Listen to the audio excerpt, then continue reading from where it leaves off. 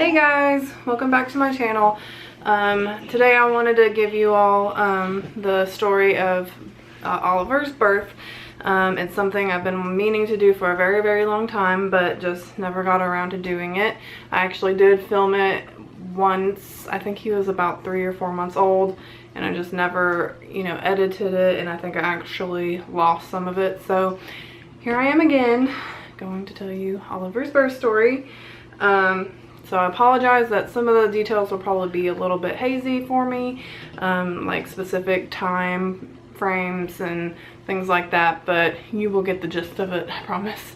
I think it's also very appropriate that I'm wearing my Wonder Woman shirt, because after you give birth, you definitely feel like, you can do anything, and it's very true. So I thought it was funny that I happened to be wearing this shirt for this video. Okay, so January 31st, I was 38 weeks and 4 days pregnant. I worked a full day that day, came home, ate dinner, sat on the couch with my husband, just expecting it to be a normal night. Of course, in the back of your mind, you're like, well, it could happen anytime. I had been to the doctor the day before, and I think I was at a 2 or 3 centimeters dilated. So really, I knew that it could happen at any point.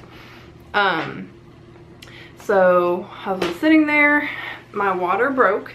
It was just a very tiny bit. I had no painful contractions leading up to that. It just broke. Of course, I ran to the bathroom. My husband was very concerned. And once I was in there for a little bit, I was like, yep, I'm pretty sure my water is broken. He wanted to go to the hospital immediately. And then I had to, gently remind him, like, you remember our birth class, you're not supposed to go until your contractions are about 4 minutes apart, yada, yada, yada. So I walked around the apartment for a little while. And then I did happen to have a little blood, like a little bit of spotting, which I'm sure is normal, but since this was my first child, I just, didn't want to take any chances, so we just went ahead and went to the hospital. I think we got there right around 8:30 or 9. So they checked me into triage. I signed a bunch of papers. I did sign the paper for the epidural. I didn't want to take the chance that I would want it later and then not have signed the papers. So I went ahead and signed the papers. Checked me again. I had dilated another centimeter from the night before. So in 24 hours, I went from a 3 to a 4, which was really surprising because I didn't have any painful contractions. I had the tightening that you feel like the Braxton Hicks, but I never was like, oh my gosh, I might be in labor. Nothing crazy happened. So I was really surprised that my body was progressing that much, without it being painful, which I'm thankful for, of course. So finally they got me into a delivery room. They had me hooked to the monitors, which to me was the worst part of it. I hated those monitors. I guess maybe most of the time they, like, even if you move around, they will pick up the heartbeat, but for whatever reason, every time I would move, they would lose his heartbeat. So she would have to come in and adjust it so much. Like it seemed, maybe I'm exaggerating, but it seemed like every 5 or 10 minutes, the nurse was coming in to adjust those monitors. Eventually she did get me the wireless ones, so I could walk around in the delivery room. I don't remember what time that happened. One surprising thing that happened at the beginning of labor when it started getting painful was I threw up. I did not expect that. I guess my body was it was in shock or something, and yeah, I threw up.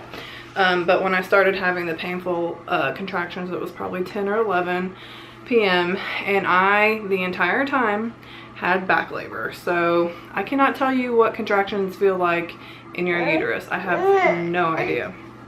They were in my lower back the entire time. She did ask if I wanted to get the medication you can get through the IV, and I turned it down because you would be tethered to the bed basically because you had an IV, and I wanted to be able to walk around. So I initially said no to that, but eventually I did get it, and I'll tell you why here in a minute. But I think it was 1 o'clock she checked me, and I was at a 5. And the doctor that was on call that night was not pleased with that. She did not think that I'm talking here. You wanna play? She didn't think that I was progressing fast enough. So she wanted to put me on some Pitocin. So I got Pitocin in a very, very, very low dose. And that really kicked things into gear really bad. It was like contractions just kept happening and happening. Before the Pitocin, I would have a contraction, and then it'd be 5 or 10 minutes, and then I'd have another contraction. And then, you know, a couple minutes later, I have a contraction, and they weren't consistently like spread apart evenly, I guess. And the doctors wanted it to be like a more consistent time frame. I don't know. Anyhow, that was around 1. And again, every time I would move, we'd lose his heartbeat. She'd come in and adjust. That was really frustrating. I hated it. And eventually she got frustrated with it, I think, too. She's like, I really just want to get a consistent read to make sure everything's okay.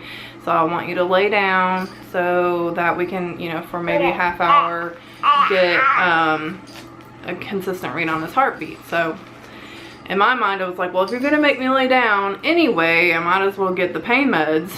Not an epidural, just, I don't know what you call them, but they're it's just like a pain medication that goes through the IV.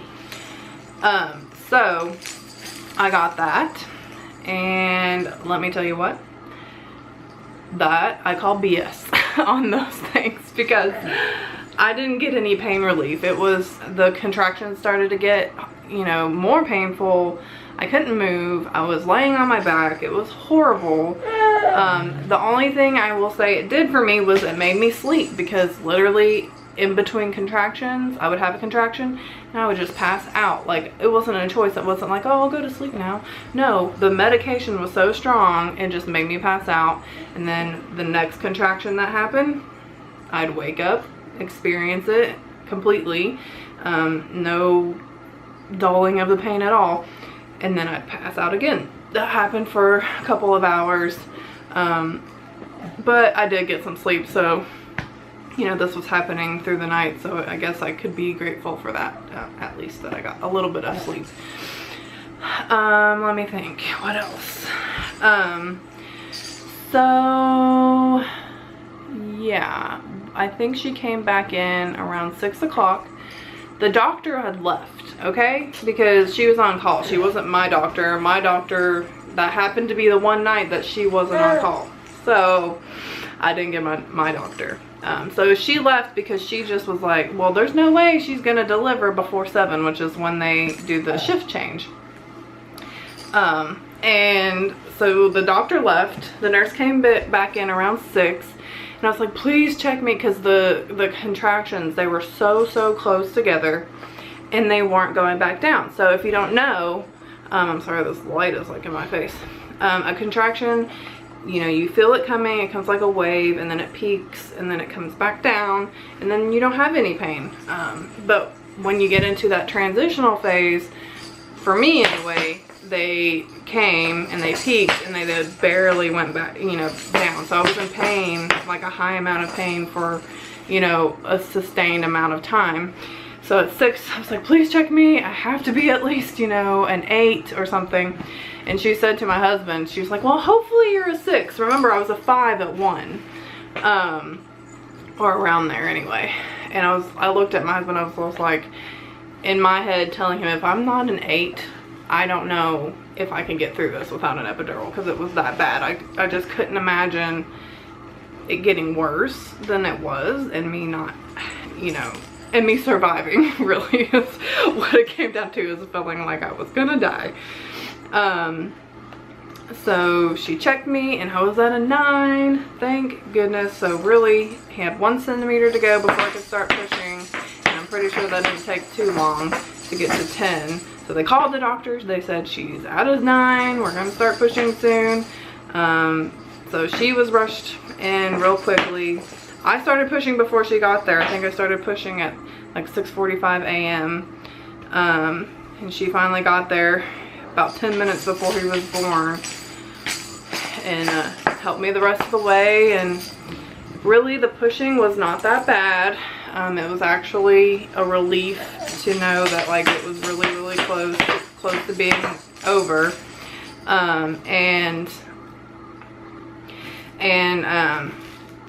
Yeah, it was a good feeling to know that we were almost done, because it was really hard there at the very end. And I will tell you, like there towards like 5, 6 o'clock, that pain medication definitely wore off. I wasn't passing out anymore. It didn't help with the pain whatsoever. So I think I pushed 5 or 6 times and he came out. It was that. It was just like that. He was born at 7:06 a.m.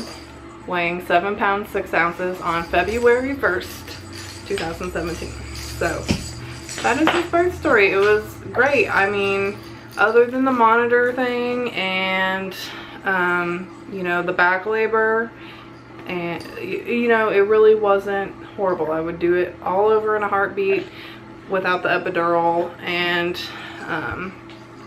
it definitely was an experience.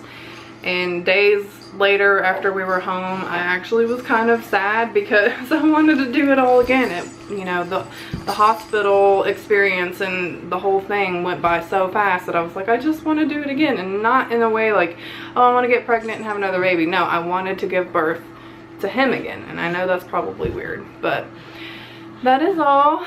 Now he's 8 months, and I do want to do monthly updates from here on out for him. I know, you're done. So that's all of our